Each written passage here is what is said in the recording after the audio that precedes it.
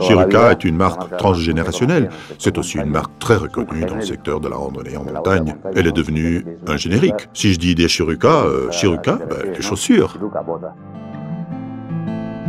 La marque Shiruka est née en Catalogne dans les années en 1914, je crois, et les anciens propriétaires ont connu des déboires importants. Ils ont alors cessé la fabrication, l'ont passé à un autre fabricant.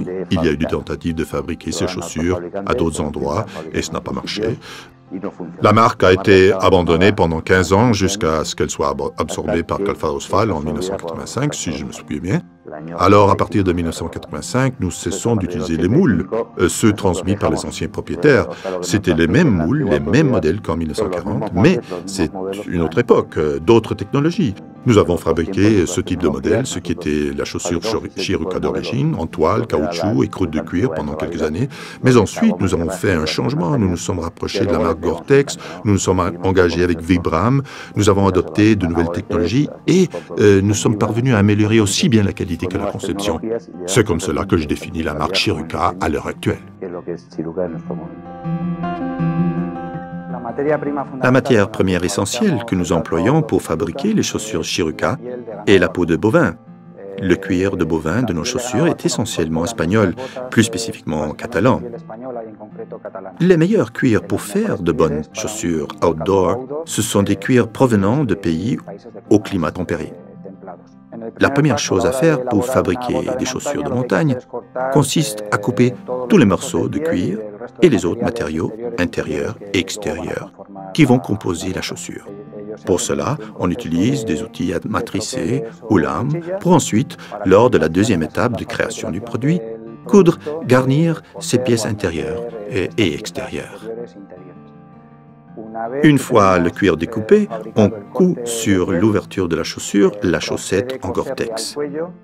Le Gore-Tex est la doublure intérieure qui garantit l'imperméabilité, la transpiration et le confort climatique de nos chaussures.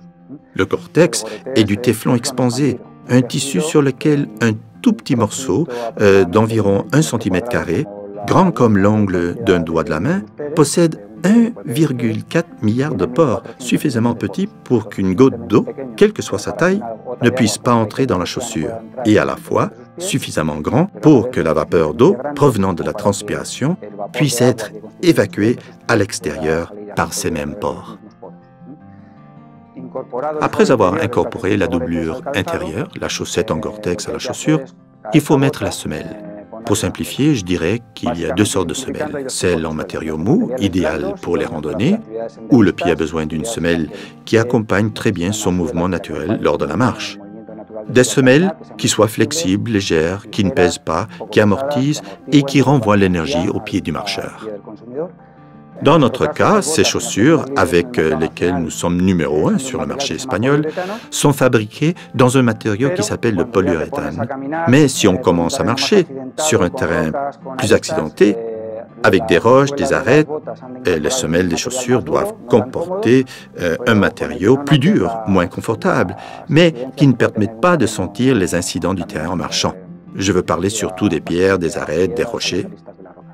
Ce matériau, c'est le caoutchouc. Et la marque la plus connue pour les chaussures de trekking en montagne, c'est la marque italienne Vibram. Le nom Vibram provient des premières lettres de Vitali Bramani. Cet homme, dans les années 1930, a perdu ses amis lors d'une expédition dans les Alpes, où nous savons tous que le climat peut changer rapidement. Le temps change d'un moment à l'autre en montagne. Une tempête les a surpris sur une paroi des Alpes, entre l'Italie et la Suisse, et dans cette expédition, 6 de ses meilleurs amis sont morts. Après la tragédie, Vitali Bramani a pensé que les chaussures en chanvre que l'on portait à cette époque devraient être améliorées pour pouvoir s'en sortir de ce type de situation, pouvoir monter et descendre sans glisser. Un autre ami à lui, mais qui ne faisait pas partie de cette expédition, était Leopoldo Pirelli. Ce nom doit certainement dire quelque chose à ceux qui connaissent le monde de l'automobile. Et alors, tous les deux ont incorporé à la technologie des semelles qui existaient à l'époque les matériaux disponibles dans le domaine des pneus pour automobiles.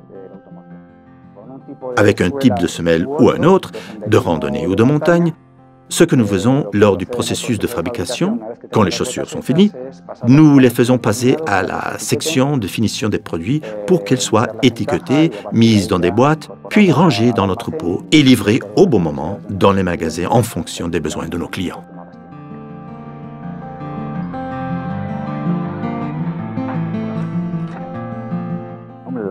L'avantage de produire en Espagne. À l'heure actuelle, dans le domaine du sport, 80% des fabricants se tournent vers le sud-ouest asiatique. Mais nous allons un peu à contre-courant. Quels sont nos avantages?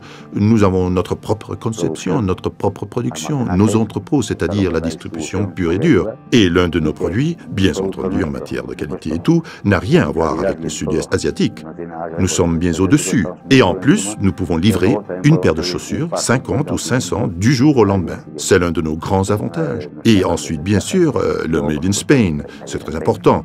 Toutes les chaussures qui sortent d'ici, toutes les chaussures d'ici sont fournies avec une qualité et un sceau de garantie très important.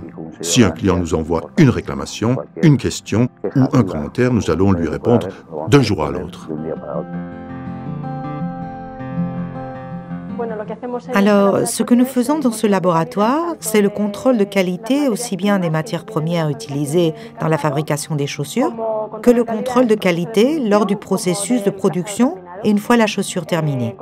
Lors du contrôle de qualité des matières premières, nous faisons des tests sur le cuir, les lacets, les fils, les semelles.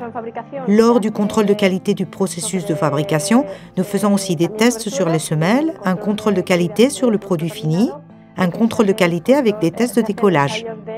Un contrôle pour vérifier surtout si le cuir est bien collé à la semelle. Et aussi d'autres tests sur le Gore-Tex pour déterminer l'imperméabilité totale de la chaussure.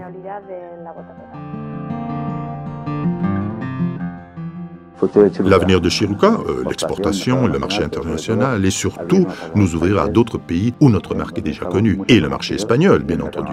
Shiruka est une marque, disons parapluie, qui peut contenir différentes lignes et chaque jour nous faisons en sorte de créer de nouvelles lignes, de nouvelles voies de développement et surtout exportation et fabrication made in Spain, faites en Espagne.